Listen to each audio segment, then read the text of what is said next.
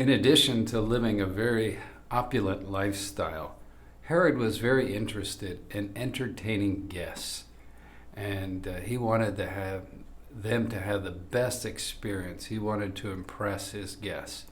And so at Caesarea, he had a theater there for entertainment that could seat anywhere from 3,500 to 4,000 people at one time. And so the guests could enjoy a play or music, and if it was in the afternoon, they could look out over the sunset on the Mediterranean Sea. I'm sure a very spectacular sight there from the theater that Herod had.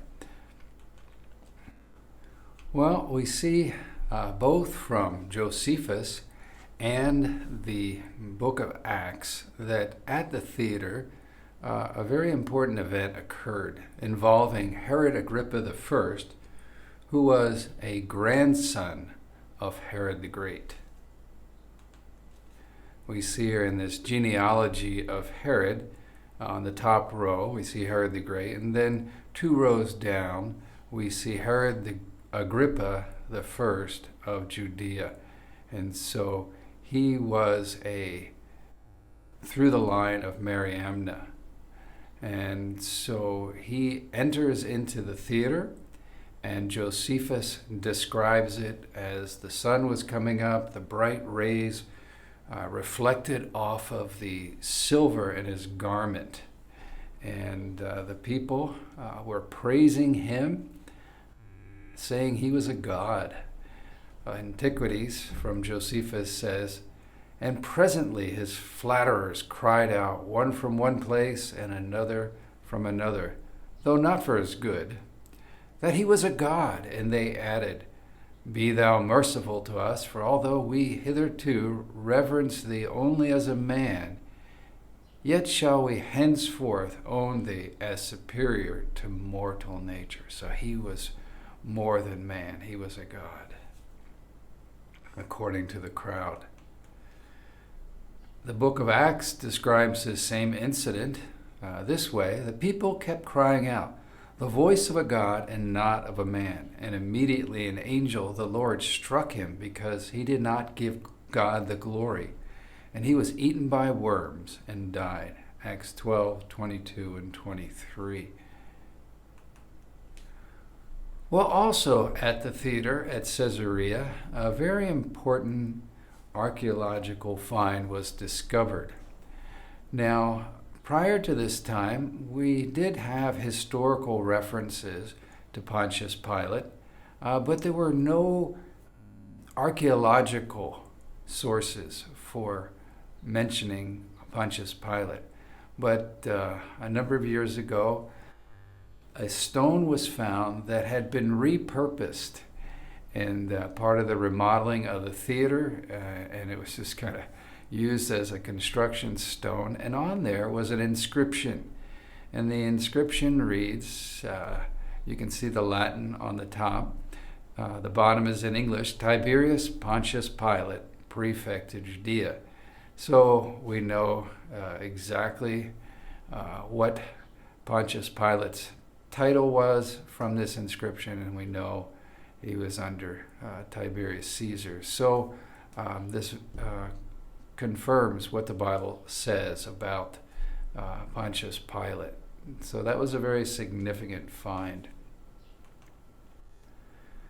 Well, Herod had luxurious palaces, he had theaters, but Jesus, on the other hand, according to Matthew 8:20, he says, the foxes have holes and the birds of the air have nests, but the Son of Man has nowhere to lay his head. Well, let's move on to another subject. Herod used sports to advance his career. People today are pretty sports crazy. A lot of money is spent on sports. Sports stars are known throughout the world. And sports were big in Herod's day. Not so much amongst the Jews. They didn't like the Greek style of sports, and we'll see why. But Herod promoted sports in the Gentile cities under his rule. He didn't try to force them into the more Jewish cities. But at Caesarea, being a Gentile city, one to entertain Rome, he was set up to have sporting events. And he used these sporting events to advance his career. In this slide, we can see where the hippodrome, a place for racing horses, was located in relation to his palace and the theater. So just to the left or the north of his palace. And this was a huge, huge hippodrome. It could seat 20,000 people at one time. It was just a one-lap race, and a lot of the action occurred on the first turn. You can see in this slide the chariot wheel coming off, and of course they would sometimes try to crash into the other charioteers. Reminds us of the movie Ben-Hur, if you've seen that. So this was a well-attended event, something the people really look forward to, and Herod used it for his advantage. Here's the archaeological remains of the hippodrome. We're looking north in this slide, and the left side of the bleachers has been carried off by the sea over the centuries. The right side still remains, and the southern end.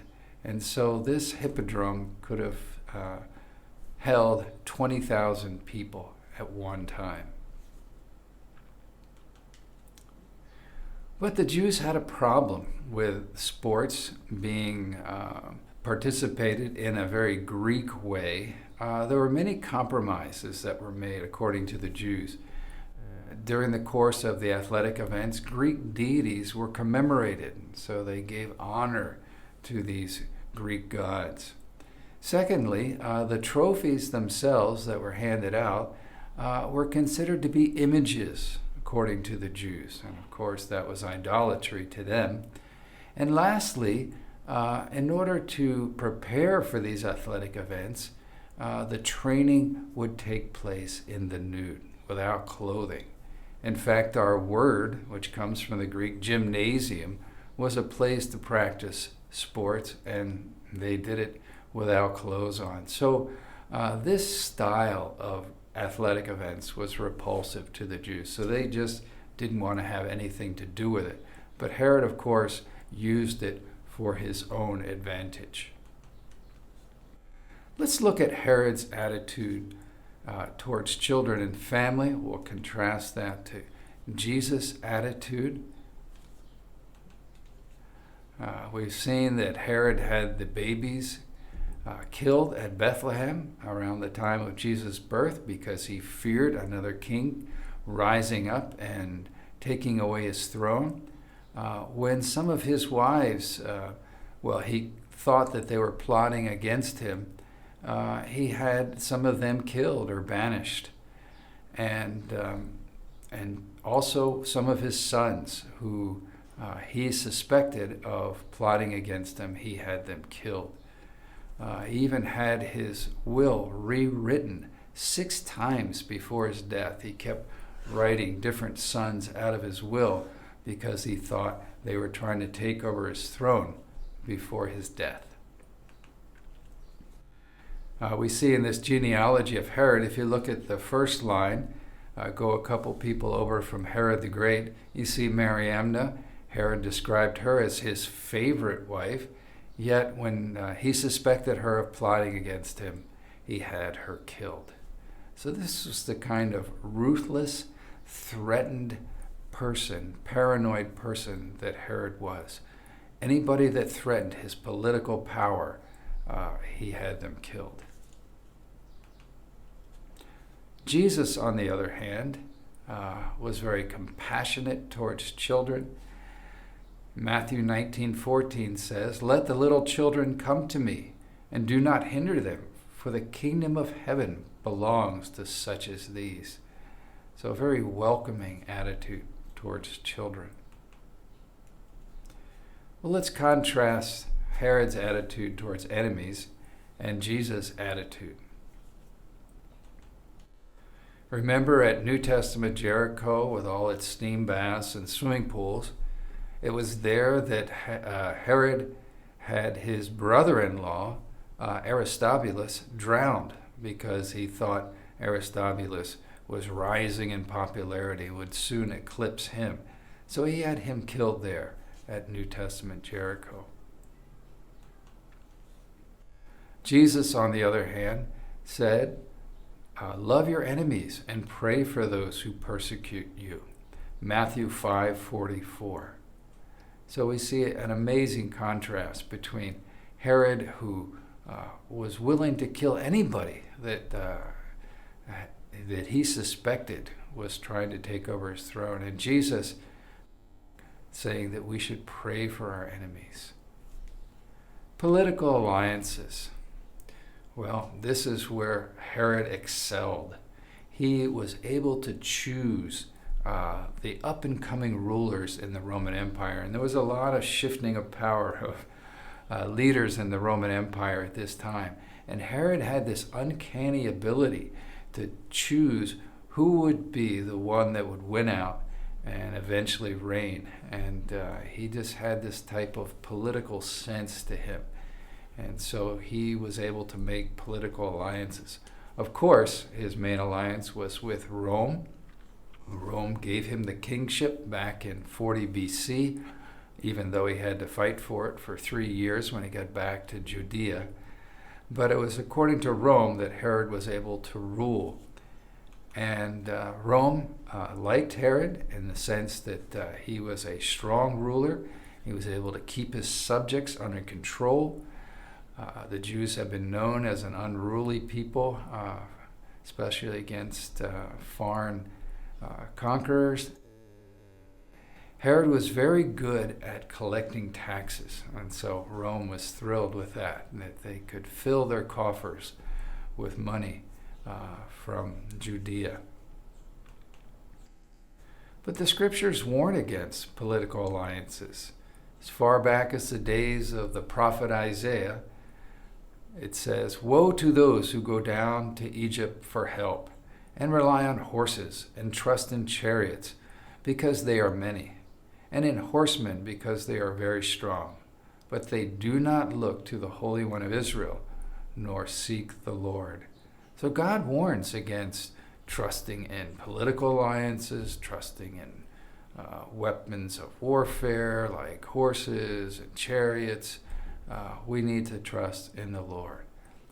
But Herod chose to put his trust in political alliances.